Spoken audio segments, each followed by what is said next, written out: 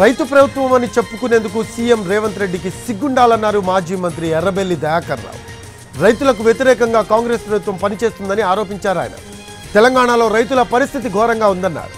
కాంగ్రెస్ అధికారంలోకి వచ్చాక రైతులు అనేక ఇబ్బందులు పడుతున్నారని, ఇరిగేషన్ ప్రాజెక్టుల నిర్వహణను కూడా గాలికి వదిలేశారన్నారు.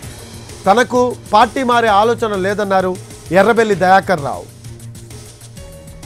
పెట్టుబడి అంతలే సిగ్గు అనిపిస్తలేదా మీకు? టకా టకా పడేది 10 ఏళ్ళు రైతు బంధు ఇచ్చాడు.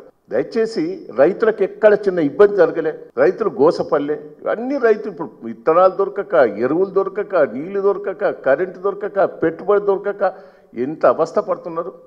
పాత రోజులు వస్తానే గుర్తుకు. కావాలని ఎవరో తప్పుడు ప్రచారం చేస్తున్నారు. దయచేసి నేను పార్టీ మారే ఆలోచన లేదు. కేసీఆర్ గారిని ముఖ్యమంత్రిని చేయాలనేదే నా ధ్యేయం. నేను దానికోసమే సిద్ధంగా ఉన్నా. రైతుకు పెట్టుబడి అంతలే సిగ్గు అనిపిస్తలేదా మీకు? టకా టకా పడేది 10 ఏళ్ళు రైతు బంధు ఇచ్చాడు. దయచేసి రైతులకు ఎక్కడ చిన్న ఇబ్బంది జరగలే. రైతులు గోసపల్లె అన్ని రైతులు ఇప్పుడు విత్తనాలు దొరకక, ఎరువులు దొరకక, నీళ్లు దొరకక, కరెంటు దొరకక, పెట్టుబడి దొరకక ఎంత అవస్థ పడుతున్నారు. పాత రోజులు వస్తానే గుర్తుకు. కావాలని ఎవరో తప్పుడు ప్రచారం చేస్తున్నారు. దయచేసి నేను పార్టీ మారే ఆలోచన లేదు. కేసీఆర్ గారిని ముఖ్యమంత్రిని చేయాలనేదే నా ధ్యేయం.